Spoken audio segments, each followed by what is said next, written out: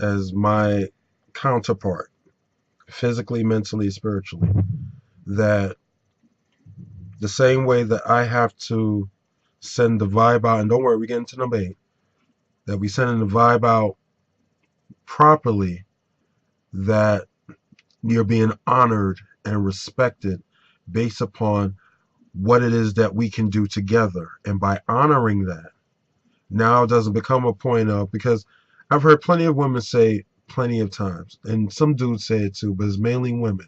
And I'll be the first one to say, as I'm talking to my people, my community, it kind of falls on our shoulders as the men.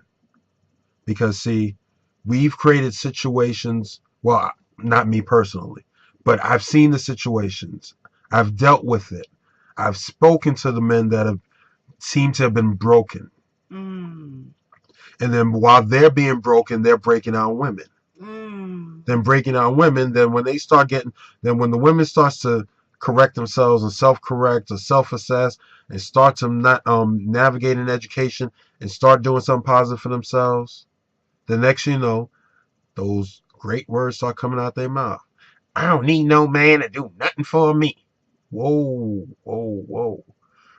When you hear someone state that, you have to look at their past results. You have to look at their past experiences. Because now, as we're about to flow to number 8, and it deals with that, as we're talking about laughing together is important. That's number 8. Laughing together is important, especially when you want to cry. Because those moments, those women are crying. Mm. They may be sitting there looking at you saying, yeah, I'm strong and I'm all this and I'm all that.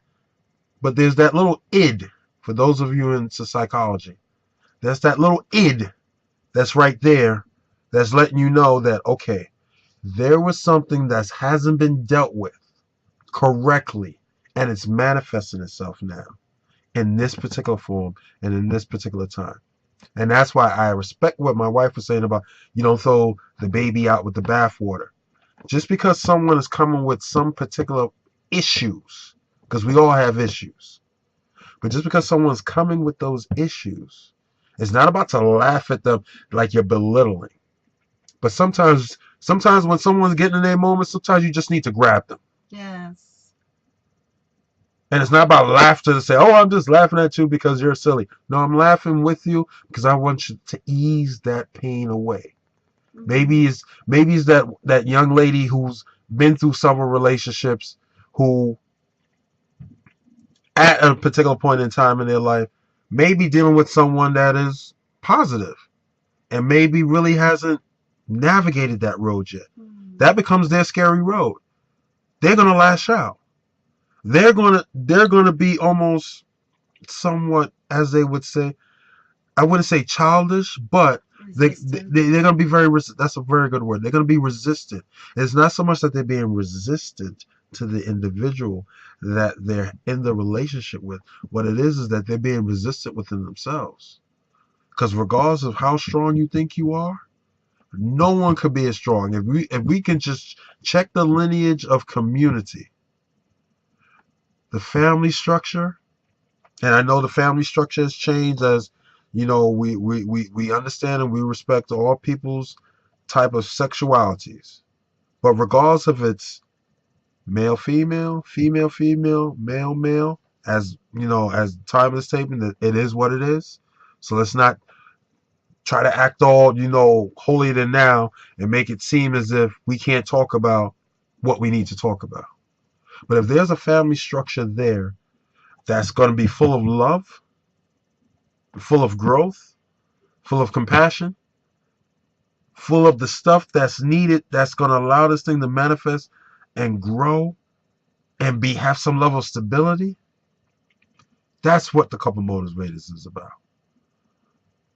Because I remember there was when we first started the page, and it still goes back to about laughing together, because I had to laugh. Because when we started the page, I don't know who they were, and I don't even have to say their name, but they asked me a question. Is the couple motivators only for male female companionship? Now, the universe was testing me in that moment. Because see, either way, if I would have responded to that vibration, I'm pigeon-toeing what we're doing. If I said yes, that means basically what I'm saying is that we're anti-gay. If I say no, then that puts us in another box. That's why it says the couple motivators. And there's too many times that we cry in the shadows, as number 8 says.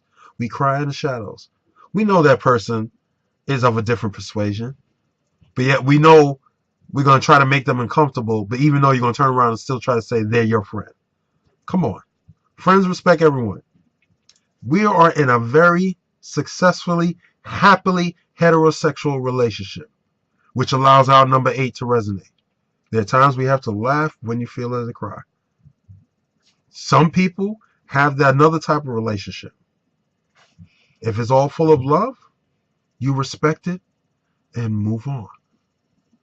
But even within our community, and I'm about to get off my soapbox so my wife can chime in on number 8, but there are times that we need to look ourselves in the face and look ourselves in the community. If we feel that we're trying to figure out why certain things are turning a certain way, then we can go back to the fact of where were the men in our homes? Where were the men to show these younger men what they needed to do? How to carry themselves, how to be respectful to a woman, how to interact, how to provide, how to understand that there are mood shifts. There are waves, there are ups and downs and stuff like that, and that you have to, wait a minute, you still, your feet are cemented down. Yo, some of these things that's going to come at me, I'm just going to laugh at. Not laughing to be disrespectful, but I'm going to laugh at. Because you know what? If I don't change the vibration, then I'm going to allow it to break me down, and nothing's going to break me down. So if it ain't going to break me down, I might as well laugh at it. Take it as an experience and move on. But you have to laugh. Laughter is very important. It's needful. And understand, just because you're laughing doesn't mean that you're not upset, disappointed, or any other type of adjective that you would like to add. But it still should not disturb the overall goal of the relationship. Cheryl? Well, when I wrote this laughing together, it's important because I came from a home that all we did was sit around and laugh. And we laughed and we laughed. And times wasn't always great. And what Greg said about the love is that one thing we did have was love. And if you can laugh together, then you can keep that family together. Because there's certain things that you may not even know what to do. I used to have holes in my shoes when I was younger. And the thing is that those holes in the shoes didn't matter because when we get together every Sunday at my grandma and grandpa's house, we would just sit around and laugh. So when I got married, and I wanted to bring that in because I feel like and I can see that our children, us, all they do is joke and laugh because we are about having fun. Well, how is it you having a relationship and you can't have fun? That's a whack relationship. That's what they say nowadays. It's whack. So that's the thing, is that when you feel like you want to cry, the thing you can do is laugh because it's just a season and this too shall pass. That's what you got to know. And it goes right back to our spiritual principles. Laughter makes the heart grow fonder. So my thing is, sometimes we laugh together after we've had some words, we can laugh about it. And if you can find something to laugh about, because there's something about their energy with laughter that brings it back to reality. That was it all that? Can we get through this? And can we do this way? Maybe we can see it another way. Maybe we could just laugh. And I can know when is thick in the room and someone comes in and tells a joke, it lightens up the room. I remember we were talking about something and it was heavy. Greg and I was talking about something heavy. And we was at dinner with a couple of people. And my girlfriend made a joke. And we were kind of like upset with each other. And it just lightened up the room. It just lightened up the room. And it just shows that laughter, when you don't know what to do, Laugh. laugh. That's what I learned in 20 years. Laugh.